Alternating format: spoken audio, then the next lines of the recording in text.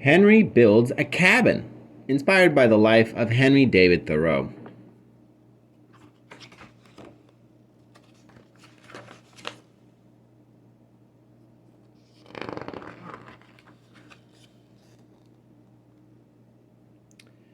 One spring day, Henry decided to build a cabin. He borrowed an axe and cut down 12 trees.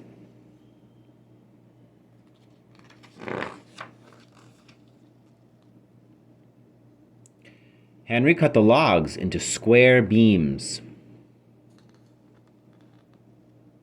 He notched the bottom beams to fit into corner posts. The corner posts fit into ceiling beams, and the ceiling beams fit into roof beams.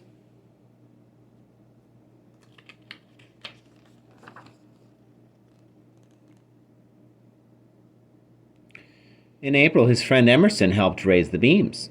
The work made him hungry. "Henry," he said, "your cabin looks too small to eat in." "It's bigger than it looks," said Henry.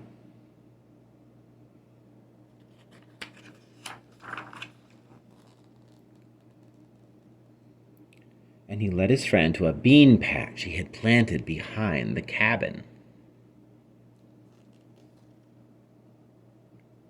"When it's finished, this will be my dining room."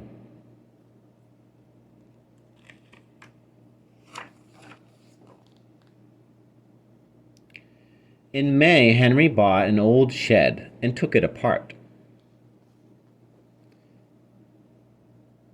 He nailed the boards on the floor, the roof, and the walls of his cabin.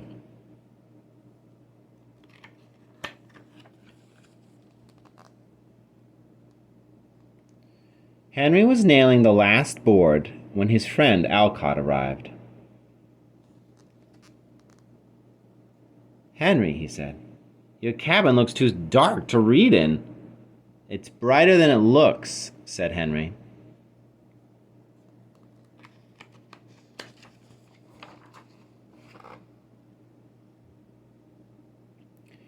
And he led his friend to a sunny spot beside the cabin.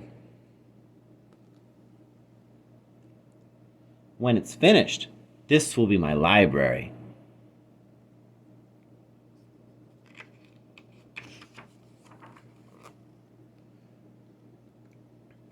In June, Henry put a door in front. Then he put 2 used windows in the side walls.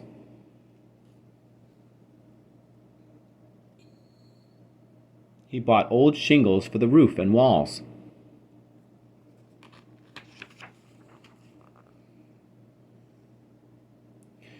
Henry was nailing the last shingle when Miss Lydia peeked in the window.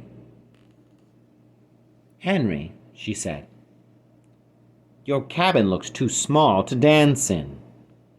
"It's bigger than it looks," said Henry.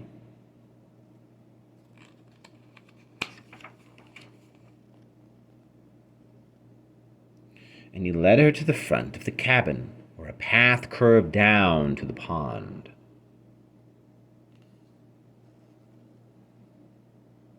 "When it's finished, this will be the ballroom with a grand stairway."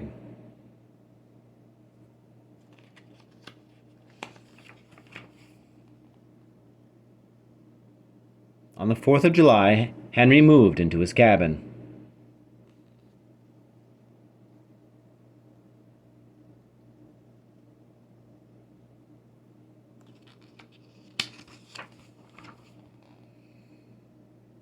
He ate beans in his dining room.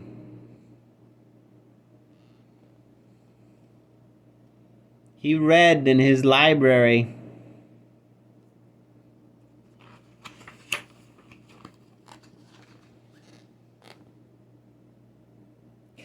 And he danced down the grand stairway to the pond. When it started to rain, Henry ran back to his cabin.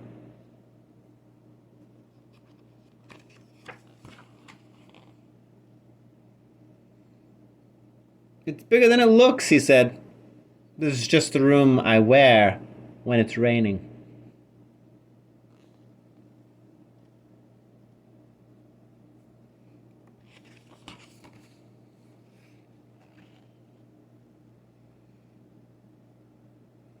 Most men appear never to have considered what a house is, and are actually, though needlessly poor, all their lives because they think they must have such a one as their neighbors have.